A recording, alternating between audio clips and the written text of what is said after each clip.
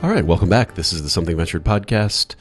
Welcome to the show, too, by the way. Somebody pointed out that I always say welcome back, assuming I have no new listeners, and I do have new listeners every week. So thank you for being a new listener.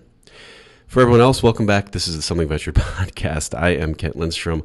I am your host. Today is part 2 of my conversation with Antonio Garcia-Martinez, the author of the book Chaos Monkeys, which has become a New York Times bestseller and really kind of a must-read in Silicon Valley. It's a not that somebody in Silicon Valley wouldn't write a good book, but he's really written a good book.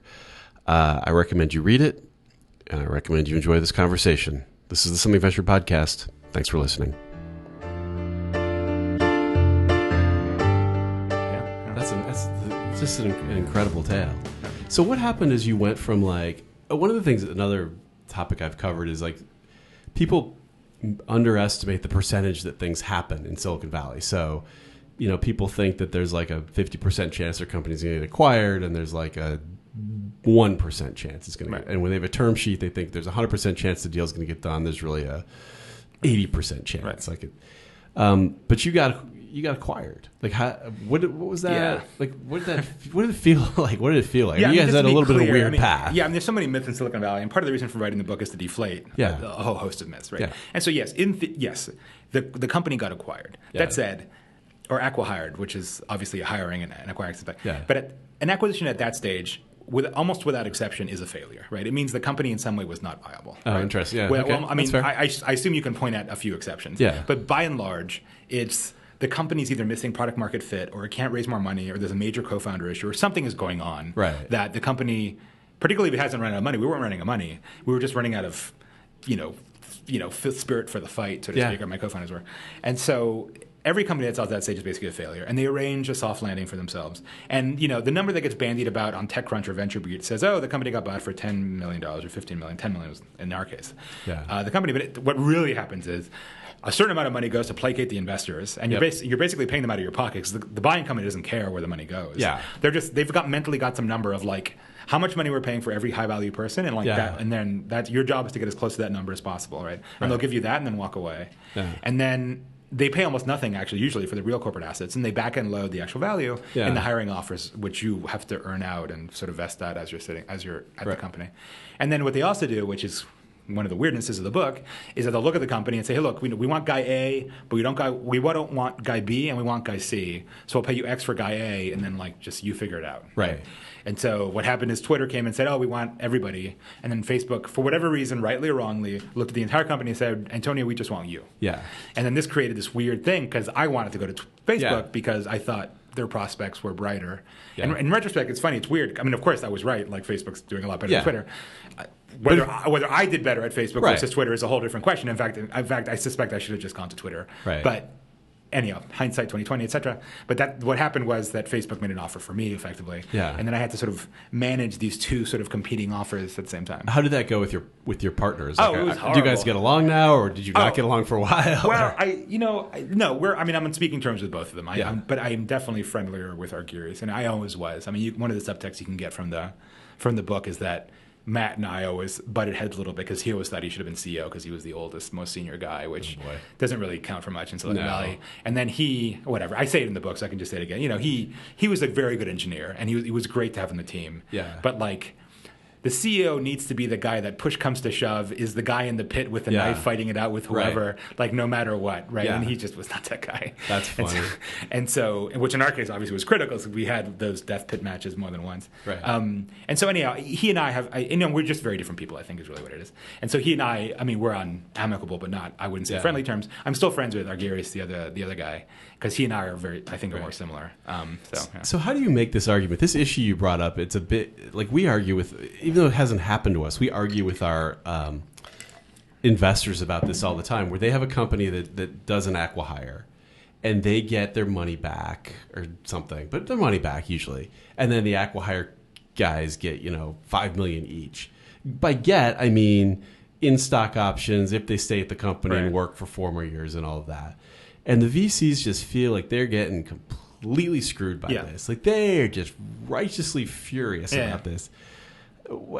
Are they right? It doesn't seem like they're right. So it's funny. The good thing about AgRock was nothing, right? AgRock was like like as I say, a taco fart in a tornado. Right? It was nothing in the tornado Silicon Valley. But I think it was very emblematic. It was very typical. These acqui-hires happen all the time. Right? Yeah. And I think AgRock is such a good example because we had the two lead investors. Was a guy named Chris Sacca, who's pretty well known. Yeah. Lowercase capital. Yep. He's just probably he's a big investor in Twitter. He's probably the most famous angel in the world. Yeah. Probably. And then the other guy named Russ Siegelman is a little bit less famous. He's known among insiders. He used to be a partner at Kleiner. Yep. Worked at Microsoft for a long time, and he's a traditional angel of just like an older rich guy who cuts you checks out of his own money and is and so they have very different business models, right? Chris Sacca isn't really an angel. He's a not so micro VC. He's a smaller VC. Right. And he has the usual invest in 10 companies. Hopefully one is Google. I want a massive return. I expect a 10x return because 90% of my investments are going to be failures. Right. And that's his mental answer. So if you return 2x, it's not good enough. And the way these funds are structured, unless it's an evergreen fund, which is rare, it's a fire and forget. He writes, say, 10 checks, and then whatever comes out is his return. He doesn't reinvest the proceeds of one company to another, typically. It's just not the way it works. Yeah. In the case of Russ, though, he's just a rational investor, right? Like, he doubled his money. Like, at the end of the day, he 2x'd his money in about 6 months in BlackRock. And so he was happy. He's like, okay, I mean, that's perfectly fine. I wrote you a $200,000 check, and I'm getting $400K in Twitter stock. It's like, okay, cool, right?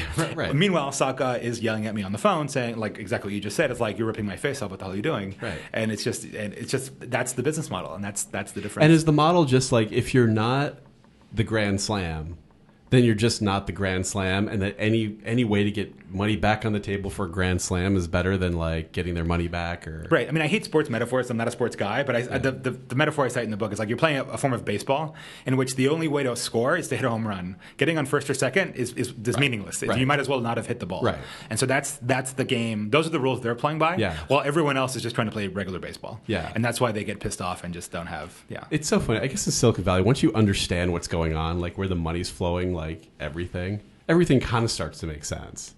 Right. It's not right.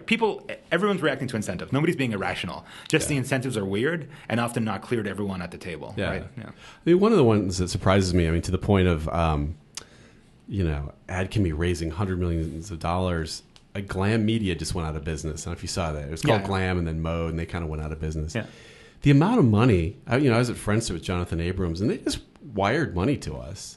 Like the amount of money that people control, I'm surprised it doesn't happen more often, where you're just like, all right, I just wired the money offshore and disappeared. It's funny because occasionally you do get fraud. There was, what was that motorcycle helmet company also that raised a bunch of money? Yeah. And then they spent it on like Vegas trips and then there was like nothing. And, right. I remember that, yeah. And there's some other guy a couple of years ago. So it's amazing how, you're exactly right. It's amazing how little fraud there is given how much money is flying around. It's just nuts. And I don't know I mean, one thing that might be happening is there's a lot of it, but VCs don't bring it up because it's embarrassing. Right. But you'd kind of know, right? Like you know what happens to most companies. You're like, they went out of money, but they had 30 people for 5 years, so that the amount of money matches. Right. I guess it's the pay it forward thing. You're like, if I steal everyone's money, I don't get to go get another chunk of money from someone else and do this again for 5 years.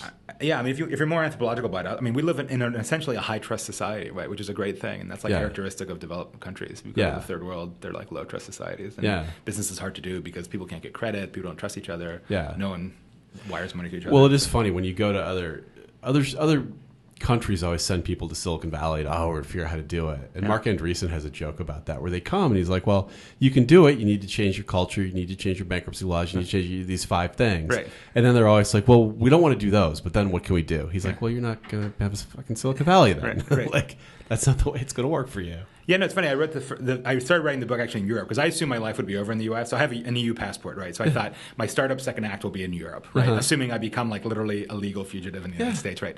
And so I wrote the book in Barcelona and Berlin, which are like 2 sort of startup hubs in Europe. And I checked out, I had some friends, looked it out. And, it's funny. They go through all the motions. It's almost like a cargo cult, right? They go through the motions. They have all the like exposed brick and exposed ceiling with like varnished concrete thing, usually paid for by the government. The government actually buys in Barcelona these beautiful buildings in terms of incubators, but yet somehow like the planes of the cargo cult don't appear with the billion-dollar companies, and like they don't understand why. Like we've done the entire dance, the rain dance that works in Silicon Valley, and it doesn't rain. Yeah, and they're like, it's like you don't understand. What you need is this massive block, the risk culture of VC money, of people who have made money in technology, and you have this recursive thing where I make money in boom A, and I invest it to create boom B, and this just continues on forever. And that's the money input point. And then also on the output point, you have large companies that are willing to actually spend real coin in liquid, capital markets from like the stock market of conventional blue chip investors that then go and buy small companies like they bought mine. Yeah. And without this, like if Telefonica or Deutsche Telekom doesn't buy a 3-person company, then there's no out. You can't ever make a poker hand and cash your chips in. And that's exactly what they're missing. Right? And I think they also don't get, like, when you come to Silicon Valley, you kind of realize the game's being played at a pretty high level. Yeah. Like, people are pretty competitive and cutthroat. Right. And you'll kind of meet people, some places they're working on an app, and you're like,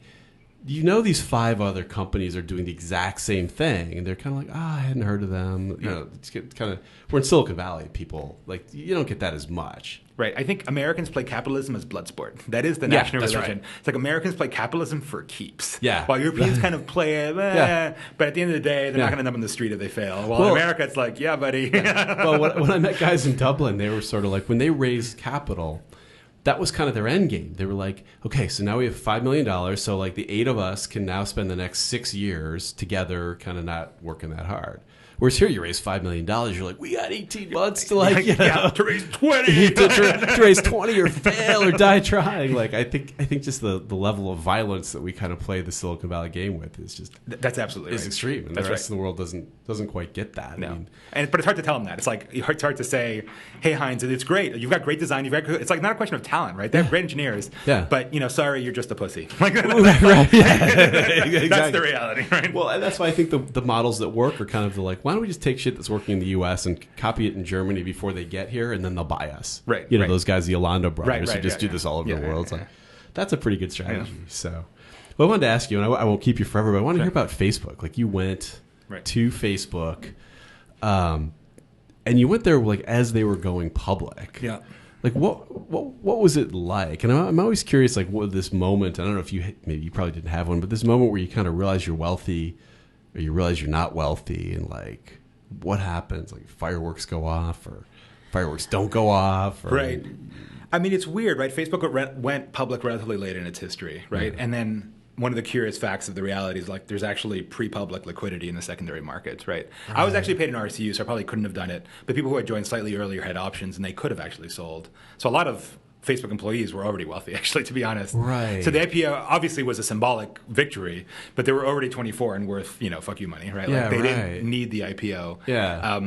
But for those who came later, like me, who paid in RSUs, there was a public number to that thing, and so it was real, I guess, in a way. Right. I mean, to me, I always felt that I wouldn't stay long at Facebook for whatever reason. So, like, I had my little Apple dashboard countdown clock set to, like, my first vesting date. And it'd be like, just make it to the first year. You'll get a chunk of change. Right. Like, it won't have been a total waste, right? And, I lasted longer than that. But so the way the IPO was interesting. There's sort of 2 events, and this is described in the book, not to plug the book, but if you want the details, read the book. Yeah. And by the way, read the book anyway, damn it. I tell you, I started reading it.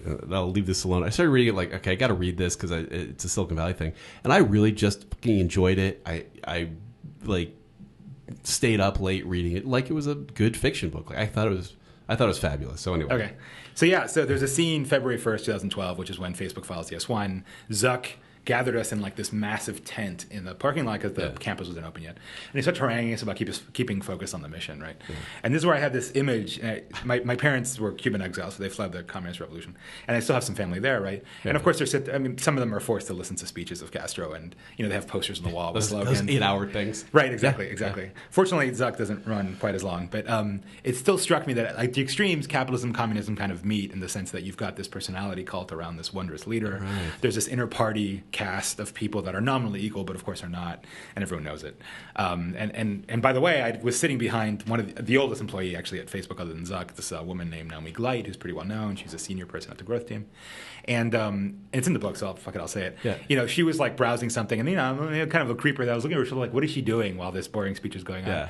And I know she was shopping for SF real estate, right, which is kind of expensive. Right. And so like while Zuck was literally going on about like, oh, focus on our mission and don't look at the share price and like outside scrutiny, she's shopping for expensive real estate. Right. And this highlights one of the things at Facebook, and I think every large company, I mean, the Google masseuse in her book mentions this when Google went public, that there was like the early cadre of people who are, worth single or double, even sometimes triple digit millions. Yeah. And then you've got people like me who are, well paid by any American standard, but not particularly well paid by Bay Area standards, actually, and who live a very different lifestyle, right? And are not shopping for SF real estate, right? And is it kind of obvious? Like, is there a tension? Is it like obvious that person's I mean, you'd have to be so unself-aware. I think, to me, the weirdest thing, and I quote Marx, and again, my parents fled communism. It's weird that I'm quoting Marx, but Marx said that in the ultimate bourgeois capitalist state, the managerial classes, who are not the capitalist class, would be wooed into having capitalist values to manage the sort of proletariat who are working in the factories, right? And so the average middle manager, and I know many of these people, right? They were my friends at Facebook. Yeah. They, again, they get paid well, but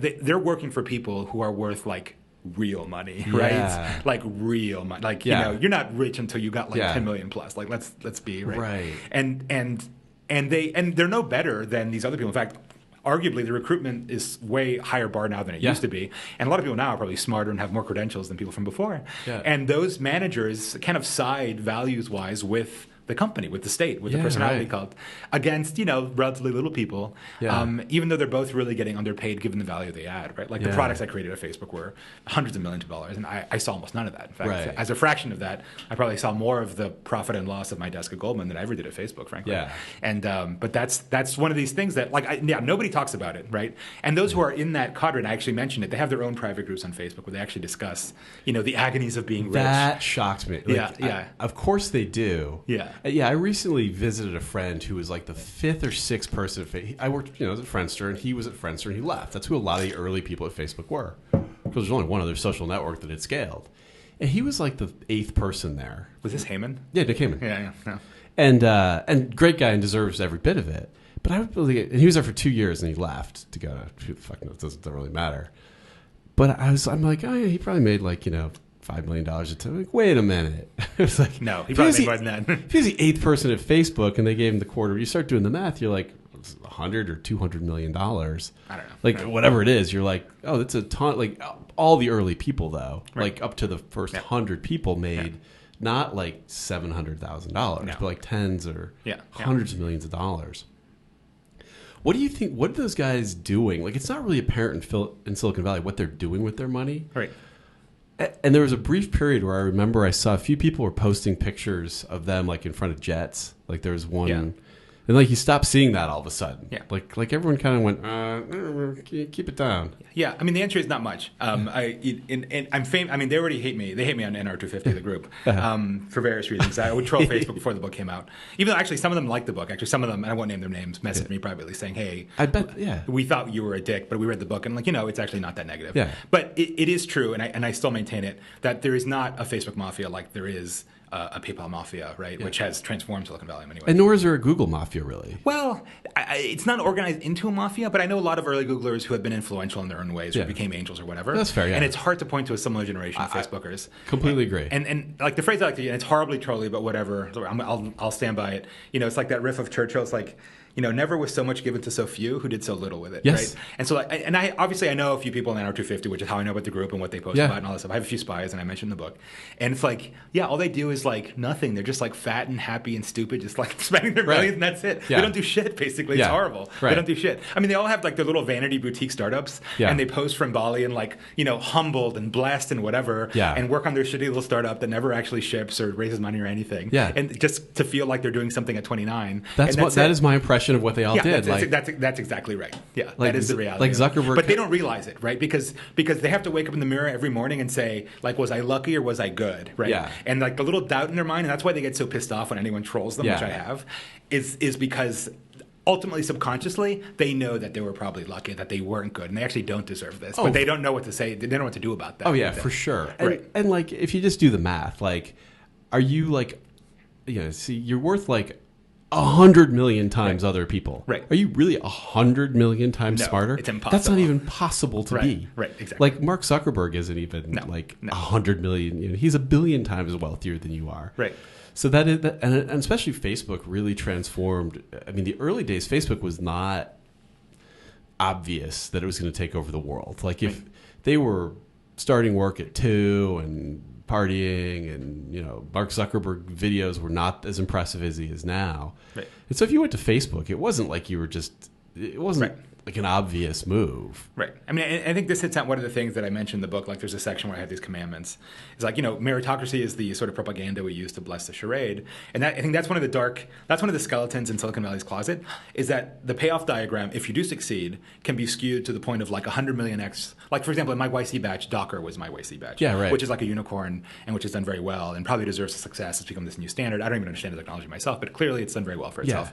But that wasn't actually what they pitched. That wasn't what their company was at YC. Right. It was actually a side project which blew up into this massive thing. Yeah. And, Solomon or whatever, I'm sure he's going to be worth tens, if not hundreds of millions of dollars when this thing gets liquid. Yeah. And like, was he 100 million times better than not just me, but like the other guy who got like zero out of his YC experience? Yeah. I find it hard to believe. Like, that's impossible to accept. Right. It's not true. But everyone has to sort of pretend that it's true, even though we all know it's bullshit. And yet that to me is one of the massive hypocrisies underlying all of Silicon Valley. Yeah. Well, and the number of people who passed on Uber is tremendous. Right. And people are pretty good about admitting they saw it and passed on it. But I don't know. It's a bit of a crazy world.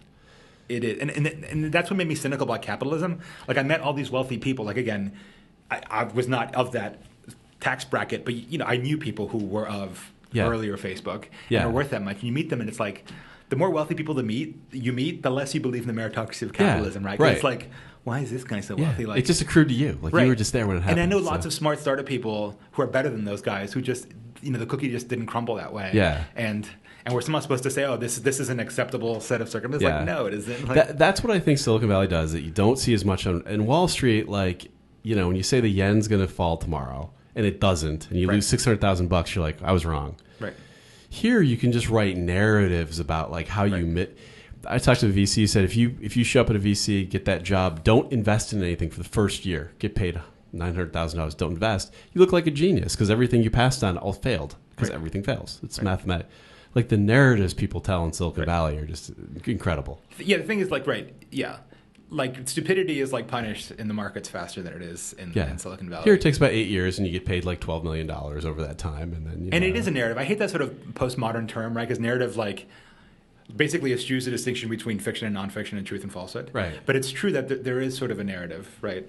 And it's kind of strange that like, you can. Look, the VCs that were in Facebook early have a reason that they found Facebook and why they were successful. Right. The VCs that were in Facebook early were actually in Facebook early because they didn't get into the other deals because they weren't good enough VCs. They didn't get into Friendster, which was hot. They didn't get into LinkedIn, which is hot. Some of them were pretty mediocre VCs. Yeah. The other ones, right? And they got the shit one, and the shit one just turned out to be good. And now they're like, yeah, we saw Facebook, and Zuckerberg was a genius. It's like all bullshit. So exactly. So someone actually trolled me online saying, well, you obviously deserve to get. I got fired from Facebook. I say it in the book, right? Because you were just such a fucking Nazi about the whole real-time bidded thing, the whole programmatic direction of Facebook, which is not where they chose to do, which is why I'm going to find it's like, yeah, I know, but that exact same assholery, had they chosen to go that way, and I would now be the father of Facebook's ads division, I would be like literally the genius of all times and all places. Exactly. Right? And that's the counter-narrative that you don't see, right? Yeah.